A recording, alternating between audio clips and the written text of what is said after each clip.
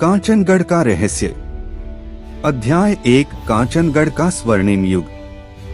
भारत की मध्य भूमि पर घने जंगलों और ऊंचे पर्वतों के बीच बसा था एक भव्य राज्य कांचनगढ़।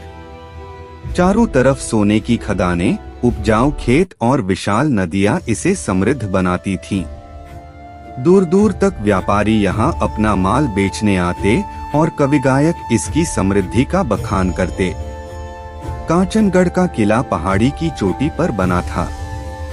लाल बलुआ पत्थर से निर्मित उसकी दीवारें इतनी ऊंची थीं कि बादल उनके गिर घूमते। रात को जब किले की मीनारों पर मशालें जलतीं तो दूर से लगता मानो आकाश पर सितारों की एक और पंक्ति उतर आई हो। राजा वीरेंद्र सिंह इस राज्य के शासक थे। राजा वीरेंद्र सिंह लंबा कद, चौड़ा सीना और आंखों में तलवार जैसी चमक। वह सिर्फ युद्धकला में ही नहीं बल्कि न्याय में भी अतुल्य माने जाते थे। कहते थे अगर कोई प्रजा उनसे मिलने महल तक आती तो राजा बिना समय गवाए स्वयं दरबार में उसकी समस्या सुनते। उनकी सबसे बड़ी ताकत थी उनकी ईमानदारी और वह वचन जो उन्होंने अपने पिता की मृत्युशैया पर दिया था। मैं कांचनगढ़ को कभी पराधीन नहीं होने दूंगा। रानी चारुमती राजा की अर्धांगिनी रानी चारुमती सौंदर्य और बुद्धि की मिसाल थीं। उनकी काली चमकती आंखें मानो हर किसी के मन को पढ़ लेतीं। वे सिर्फ महल की शोभा नहीं थीं बल्कि राजनीति में भी गहरी समझ रखती थीं। राजा जब युद्ध पर जाते तो रानी ही महल और प्रजा की देखभाल करती। कवि गाया करते थे, चारुमती की बुद्धि और वीरेंद्र की वीरता दोनों से चमकता है कांचनगढ़ का भाग्य। स्वर्णिम काल। उस समय कांचनगढ़ की गिनती भारत के सबसे समृद्ध राज्यों में होती थी।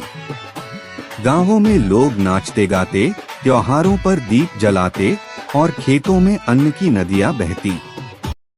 दुश्मन राज्यों की नजर इस सोने की चिड़िया पर कई बार गई, मगर हर बार वीरेंद्र की तलवार और चारुमती की रणनीति ने उन्हें पीछे ढकेल दिया।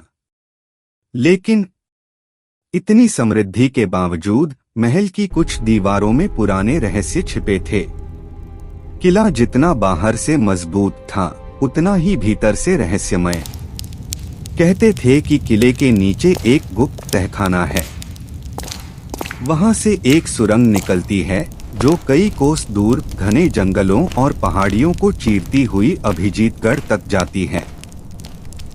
यह सुरंग सदियों से राजवंश का गुप्त रहस्य रही थी। राजा और रानी को छोड़कर इस रहस्य की जानकारी और किसी को नहीं थी। लेकिन समय का पहिया हमेशा शांत नहीं रहता।